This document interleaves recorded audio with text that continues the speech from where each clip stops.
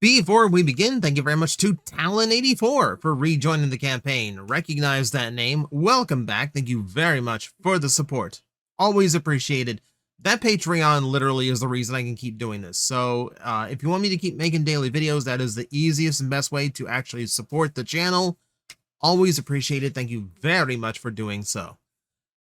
Let's talk the best toys we have so far. It's the middle of the year. It's an appropriate time to take a look at what might end up being the toy of the year. And this is my excuse to talk about this subject way in advance, because frankly, I don't want to have to wait all the way until January just to go on about what the best toys so far are. So we're going to be looking at a bunch of the ones that are out right now, the ones that we've gotten to experience in 2026, and a few that are up and coming that are very, very tantalizing and could potentially make their way into this list or even be the winner themselves. But first, we have to get the lion in the room out of the way. I feel like Lio Kaiser is just the shoe-in right now, right? Now, keep in mind, HasLabs always do have the caveat of they are very, very expensive. And you know me, when I'm grading a Transformer, when I'm ranking, or when I'm choosing best of the year, it is always a bang for your buck scenario. It is what you get versus what you paid. Now, for Lio Kaiser, I always went to that toy's defense despite its price, because frankly, I thought it did everything it needed to justify its price. Aside from the fact, like, when you broke it down, the Voyagers were a little overpriced compared to Voyagers at the time, but you were getting they're getting the breast animals, you were getting the nunchucks, which means you get spears for everybody, you were getting the display stands. You got a lot. Like, there was a lot to this set that you needed to account for. The irony, however, is that between when we paid for this toy and when it was actually delivered to us this year, the Voyager prices went up. So now all 7 Voyagers in that box set are now equal to what a Voyager toy costs, meaning you got all of those extras and bonuses for free. So all of a sudden, Lio Kaiser on my bang for your buck scale has a very unfair advantage. It's a weird little bit of irony thrown in, but I will admit it does help his case. I usually don't go for like the obvious, like, oh, well, the HasLab's the best toy of the year, clearly. You know, I try to be a little bit more objective about it. However, there's a weird circumstance here that kind of gives Lio Kaiser a really big edge. And to be honest, it's really the only time it applies. Because of that price hike, toys that I would normally consider as potentials for best toy of the year because what you got for what you paid was actually a really, really good exchange. Now, because all the Transformer prices are above what I feel like is fair for what we're getting, bang for your buck does not really play into it nearly as much. 86 Thundercracker is a fantastic toy, and at $34.99, I would have been blown away by this figure. It is a mini masterpiece. It is a screen accurate Seeker at retail level, and it's even larger than the original Voyager Seeker from Earthrise. And it comes with the articulation that design has lacked ever since Classics. You've got a fantastic toy here that under normal pricing and circumstances would be absolutely great, but at $42, I'm a little bit hesitant to even call it worth the money, despite how good it is. It's just that it's just enough of an upcharge from what Voyagers used to be to really irk me and set me off on, like, maybe I misjudged. Maybe I'm wrong here. And even if I looked at other retail releases, if I go up in the scale, I'm still struggling to find bang for your buck, though I will admit, from what I've seen from early reviews and opinions on him, Onslaught might have a case. So not only is the toy on its own apparently just a dead solid Transformer, and he does look very, very good for what he is doing. Apparently, yeah, like, he's just good overall. Now, if he can pull off the same like super mode thing that Menasor can do with his combiner frame, I will overlook the fact that the combiner frame's little like base mode is probably the lamest of any of them. You know what? I've said that before. I take it back. No, because this one actually at least has like an attempt at mimicking the original with the ramp and the truck parts on the sides. Yeah, so like this actually has some relevance. I'm thinking back to now Superions or Silverbolts. That one sucked. That was just a big plastic wall with a gun on top. No, I'll take this over that. I will give this a little bit more credit than I did before. So yeah, if it can pull all of that off and work really well as a combiner torso, it really is going to depend on how this toy functions when it's part of Bruticus. That I'm going to have in hand to determine. I will not be able to go with just what someone says. Mine is on the way. So hopefully next week I will be able to tell you what I think of that toy and its prospects for potentially being the toy of the year. Now, here's where bang for your buck really does apply. I do not think our Titan this year has a shot. I'm not even sure it's going to make the list. Grimlock is a $190 Titan, and it really is just a big T-Rex toy. For what you are getting, I don't see a overly involved or intricate transformation. Looking at the transformation videos, it looks like something that could have been done at a lower price point. It is missing things that I would think would be key features of this design, like a jaw that opens and closes. And it doesn't do anything else. It's just a really big transformer. Every time I look at a Titan, I'm looking at other play options. What else can it do besides just the one thing? Does it have a third mode? Does it have an additional figure that I can play with that will interact with said base mode? You know, does it have any alternate features? You know, usually Titans do a lot more than your standard Transformer does. They pack them full of things to do. This is literally just a big T-Rex toy. And while I do think the toy looks cool, it's the rare time I think a Bayverse design actually works. I am not convinced that this toy is doing enough to justify its price point outside of just being really, really big. You know, I have all the original run Titans so far. I don't have all the repaints because most of them are ancillary characters I'm not interested in. But this might be the first Titan I skip completely with no regrets whatsoever. I think the only other one I missed was Nemesis, and like I only kind of regret it because like it'd be a nice piece with the arc. But yeah, like at $190 with only doing like a normal Transformer thing, I don't think it makes the list. I genuinely don't.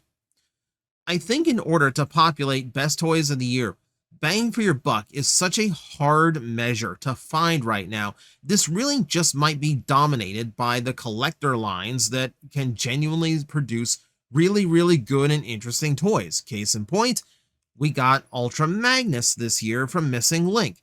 This toy's engineering is mind-boggling. Aside from the fact that not only does it do everything the G1 Magnus toy did, and you got the Diaclone playability that was missing from all the original Magnus releases, it's getting articulation out of a design that was never designed to have articulation. It's incredibly impressive. I mean, I do not have this one in hand as of yet. I do want a version of it. I don't know if I want this or the Delta Magnus color scheme, but this is one of those experiences of like, it's trippy to like actually hold in your hand and mess with, is weird. Like I would imagine how weird it would be to like know how brick and shell the original Ultra Magnus toy was, and then to see it fluidly moving. It's the magic Missing Link can pull off, you know? And I do think this does have a shot of being on the list itself, because again, it's doing a lot. Another candidate that might surprise people is that Ironhide. Yeah, I kind of talk down about this Ironhide from time to time because I don't think it's really to the spirit of Missing Link. It doesn't feel like a G1 toy given modern articulation and engineering. It feels the same way as the Legacy United G1 Optimus Deluxe, the one that's based on the original toy, except it has more budget to be a little bit more robust. It feels like a Generations toy designed to look like a G1 toy. You know, that's the vibe I get from it rather than, oh, it's a G1 toy. It's detailed in the wrong spots. It's doing a few things with this transformation engineering that like they absolutely would not have done in 1984. So I take my issues with this design overall. But it and only in that though. In everything else, this looks like a really fun figure that actually does quite a bit for its size. You do have a mode that's more reminiscent of his original G1 robot mode. You do have a pilot figure with a little Carly. You do have another mode, there's a way of lifting up the back and getting an attack mode out of this as well. So yeah, it does a lot. It does quite a lot, actually. I'm actually very impressed by how much this toy can actually get away with. So yeah, in that sense, this toy is going to have a shot at being on a best toy of the year list. I don't know if it's going to make it to the top. That'll depend on when we get it in hand. And I would say the same for this Missing Link release as well. Another one that just seems like it's going to be wild to have it in hand and actually experience G1 Grimlock articulating. And again, it's doing the Missing Link thing that I love. Like, it is masquerading as the original toy perfectly, and then it just has articulation. This is what I've always wanted G1 toys to do. Like, they should have done it a long time ago. They're doing it now, and I do really enjoy the overall look of it. It's going to be a great novelty to it. I don't know if I want toy accurate or cartoon accurate. That's the only trick to it to me. I'm probably going to go toy accurate, so that feeling of oh, this I want that trick. I want that shock to my brain as it expects G1 and gets Missing Link instead, you know? No, it does definitely have a potential, but again, it's not out yet. And speaking of, we do have some outliers right now. We do have a few figures that we have to think about, because right now we don't know the exact release dates. So whether or not they will actually get out before January 1st, up in the air. But one of those is MPG Blaster. Now, I'm going to be real here. Even if this makes it under the wire, we know on the 8th, the pre-orders are going to go live, but the actual release dates, we do not know yet. Honestly, based on this, if this is going to be similar to Soundwave, this may not actually make the list at all because of the price that this will end up being. And ultimately, Blaster toys on their own, they have the Soundwave gimmick going, and that's perfectly fine. But I feel like it's a very limited design otherwise, So how much can you get by just on the cassette gimmick? That's the question here. It's gonna be down to how fun is he to transform. What's the process like, and am I going to enjoy getting this guy from boombox to robot and back over and over again? That is what I need to see before I can make a call on that. I'm probably not getting this one though. This one I might have to ask one of my friends down at the shop to I know I have friends who go in for Masterpiece all the time. I'm sure I can find someone who will have this in hand, and I'll be able to take a look and go, okay, yeah, I get this. This actually does work for me. One that we already know, and one that I've already heard is absolutely fantastic, is the other MPG that I can consider this year, which is the Style Gen Optimus Prime. It's a Masterpiece style and level Optimus Prime, but it's actually efficient in transformation the way a Generations toy is. So it's not overly complicated to play with. It's Optimus Prime at Masterpiece size, but it's designed to just be a fun toy which I think Masterpiece lost sight of in its chase for cartoon accuracy. So while it is weird to get yet another Optimus Prime in Masterpiece, especially because I don't feel like Convoy 3.0 is that old yet. And then we have like Super Ginrai, who is absolutely not an old figure yet. I feel like that filled the niche for a while. I didn't feel like this was necessary yet, but apparently it turned out really, really good. Apparently people have a lot of fun with this one. So I don't know if this is one I could potentially grab if given the right opportunity, if money rolls the right way. But yeah, this one is a contender. From what I've heard, this one is absolutely a contender. There's two other upcoming ones that we do know will be out soon, so we can actually include these in the listings, and they do have potential. That's going to be our Overgear toys. Ironhide himself looks absolutely fantastic. He's got some cool tricks to his transformation. He has a very interesting aesthetic that Transformers doesn't normally go for.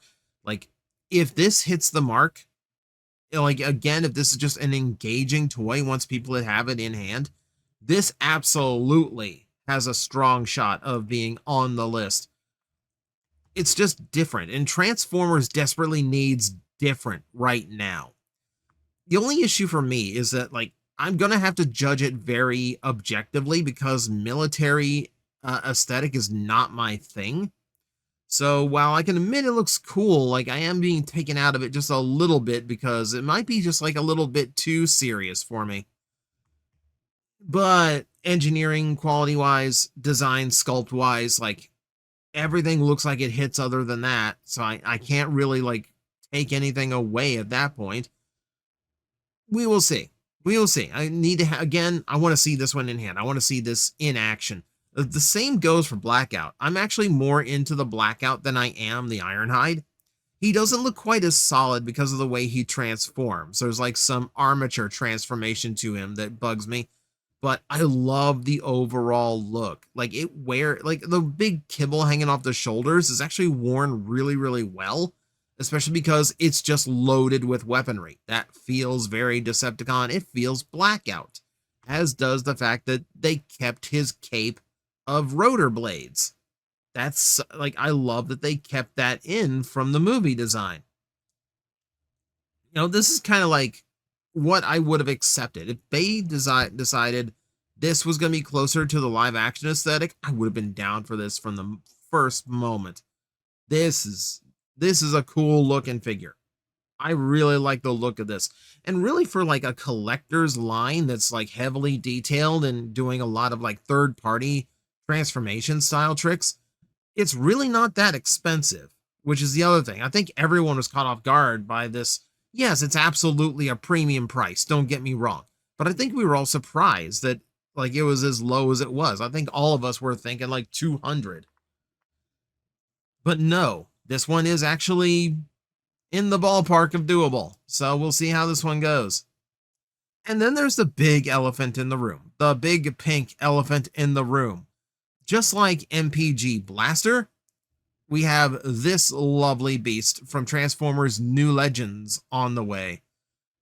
Yes, I'm going to gush about it every chance I get because I'm incredibly excited for this toy, and I've explained why many, many times at this point. But this one is just gorgeous looking, and I'm so in awe that they're doing it and that it's going to be as big as it is. I've seen places listed as Commander class. I'm like, only in height. Like, it is Commander class in height.